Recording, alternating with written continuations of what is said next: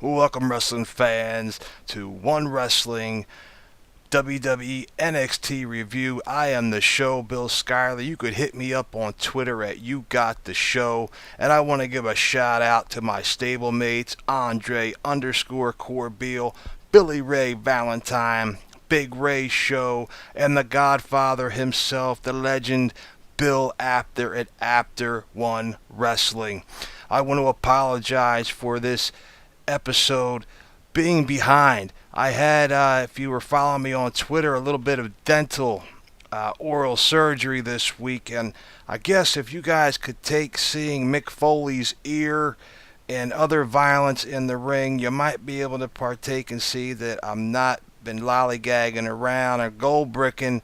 I had these two big hombres yanked out of my skull high up in my nasal cavity, which left me unable to properly give the show I wanted to give. I was swelled up, had a hard time talking for a few days, and I'm here this morning, and I'm here to rock and roll with you, and we are going to talk about NXT. We're going to start out for the September 25th, 2014 episode. We open up with Mojo Rawley versus Bull Dempsey.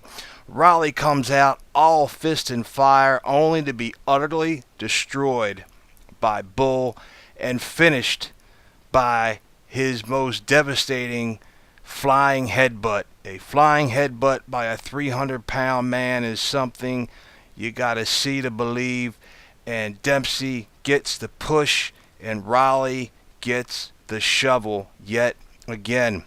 Further dirt is piled up on Mojo as Tyler Breeze's music hits as he makes his way to the ring, and he stumbles into Breeze, who is not too enthralled by this fact, who grabs a hold of Rawley, tossing him into the ring post and then making his way into the ring for his match. And that is the match upcoming between Tyler Breeze versus Justin Gabriel, two of the best high flyers in the business. Gabriel's heel push seems to have taken a back seat to Breeze's long-time heel run as we get a fantastic matchup. Gabriel gets beaten down via multiple kicks and strikes, but Gabriel regains control, and after repeated kicks to his back and 3 pin attempts, Breeze will not stay down. We go back and forth here with Gabriel taking control again with a multiple high-flying onset of moves, power kicks and strikes, and Breeze kicks out of 2 more pin attempts. Gabriel attempts a 450 splash, but Breeze moves out of the way, and with a supermodel kick and a beauty shot, Breeze wins 1, 2, 3, and your winner, the pretty prince himself, Tyler Breeze. I give this match a 2.5 out of 5 due to it needed a little bit more time to develop a story and to showcase the magic that these two guys can do in the ring. But, you know, we're dealing with an hour show, so sometimes you have to benefit for higher matches in the card for your opening matches. And with that, we go backstage to Natalya begging William Regal, the NXT GM, to give Tyson Kidd, her husband, one more title shot against Adrian Neville.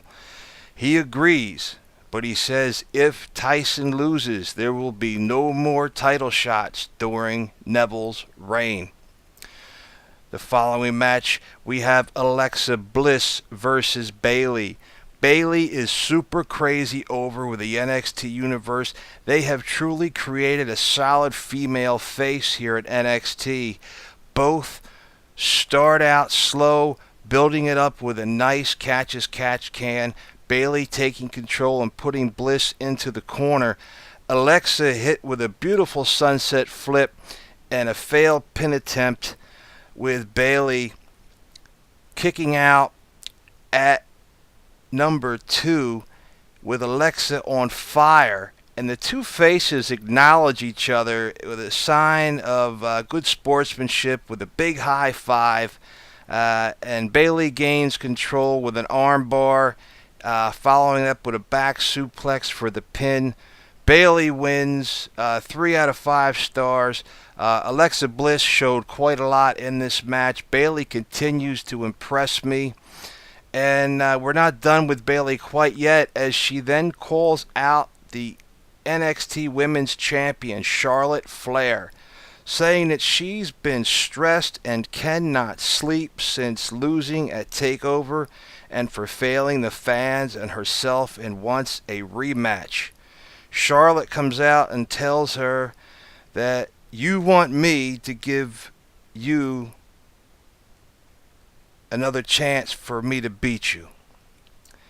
The crowd begins to chant, one more match, one more match.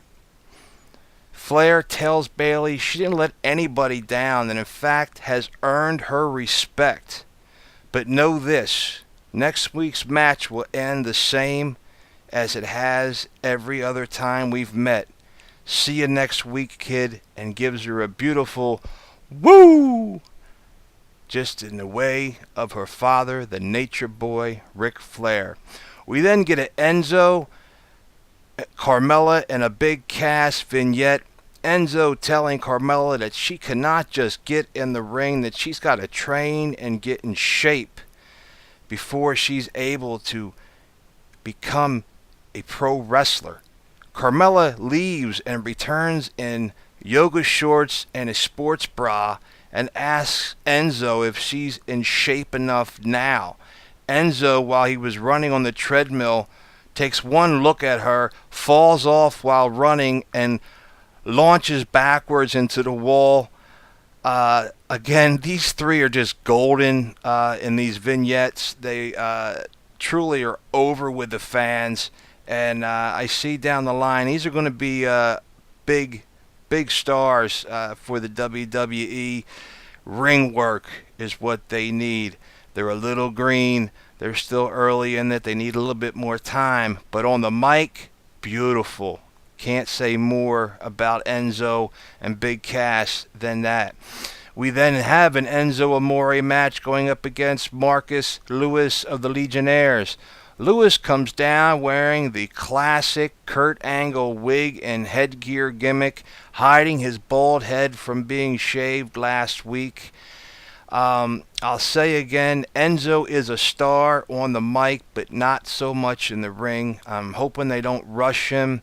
He needs about a year to grow. Enzo snatches off Lewis's wig, and as he stands there totally shocked and embarrassed, Enzo gets the quick pin. Excellent promo work, great story build-up, terrible match. Enzo needs to be put in a program with better talent to help train him and to get him better in the ring. This match here, I'll give this a 1.5 out of 5.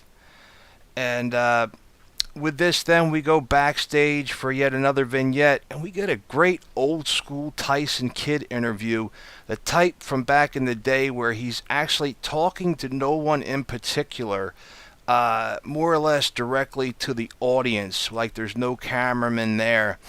And just for him going on telling them that he is going to win the NXT title from Neville next week on October 2nd. And now we have our NXT main event.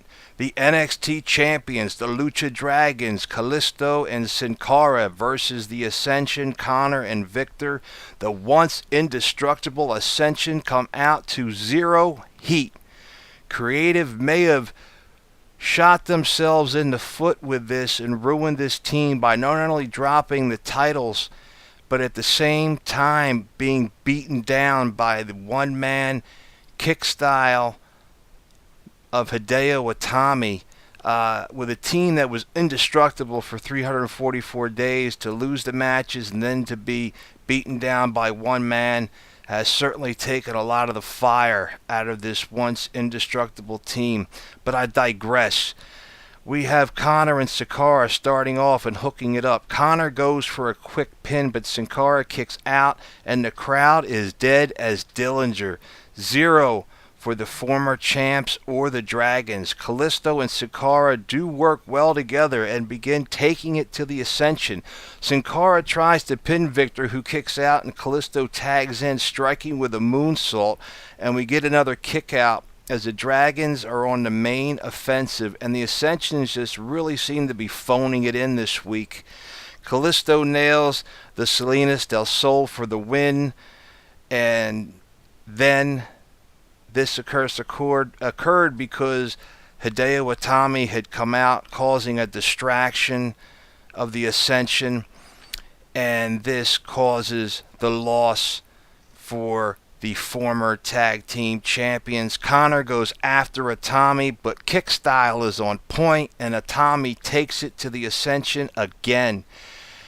And for a match full of great teamwork by the Lucha Dragons, the Ascension's lack of offense just kept us from giving us, the fans, a true payoff. I give it 2 out of 5 stars.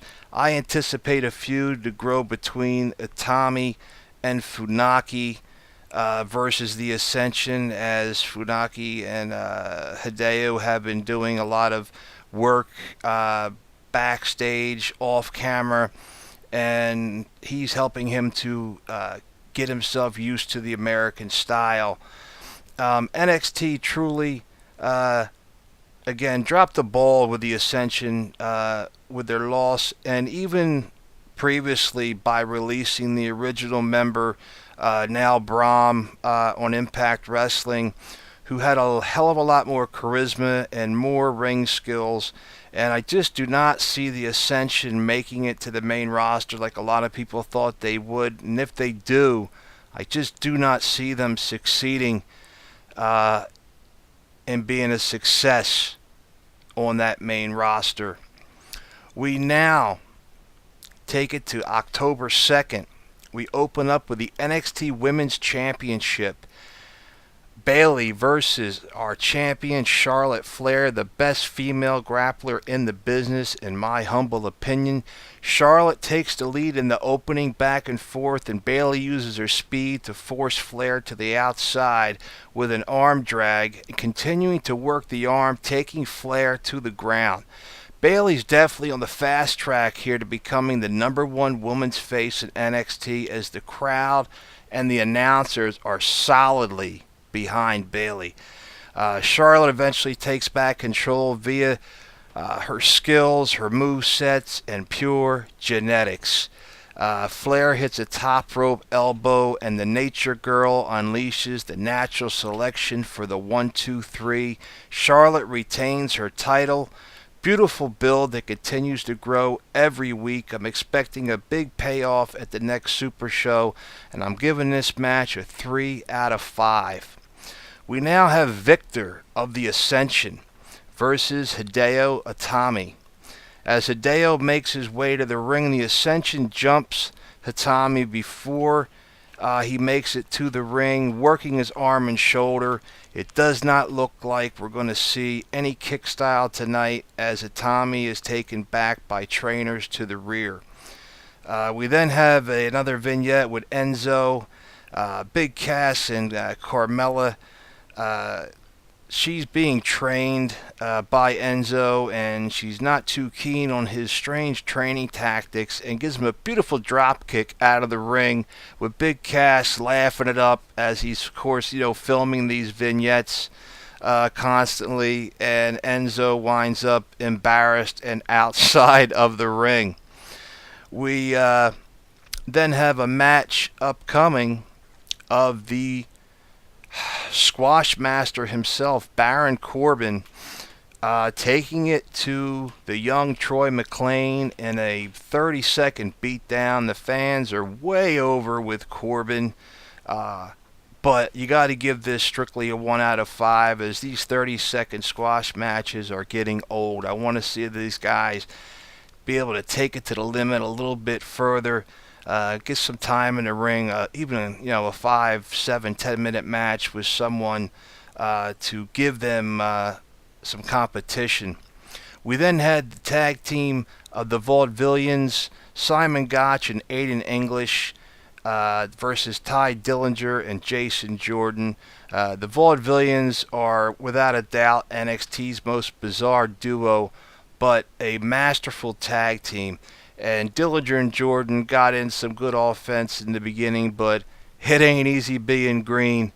And the Vaudevillians just took complete control over top of Dillinger and Jordan with the win. I give this a solid 2 out of 5. We get backstage and trainers are icing down Itami's shoulder.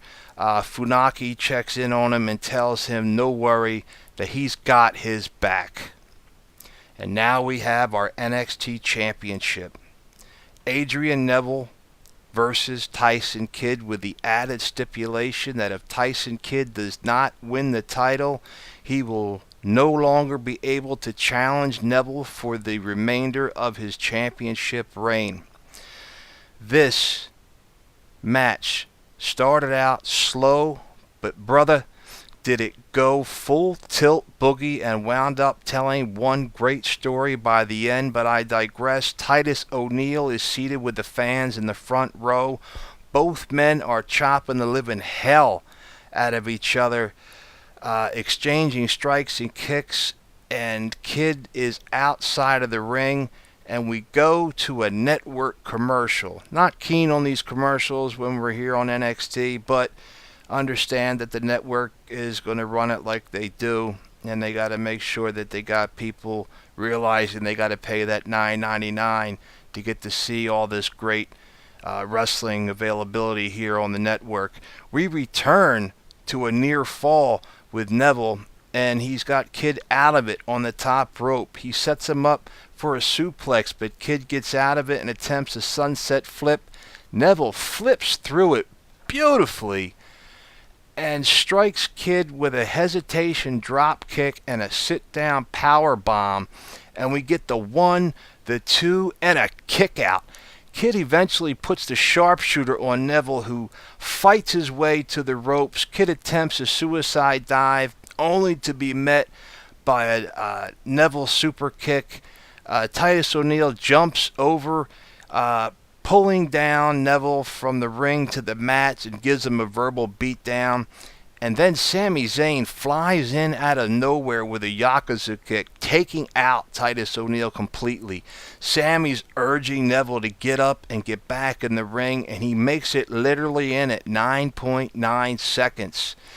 Kidd puts him on the top rope, but Neville gets control, reverses it into a suplex, and hits the Phoenix Splash. And for the 1, 2, and 3, your winner and still NXT World Champion Adrian Neville continues his dominant reign as yours and my World Champion here in the NXT universe.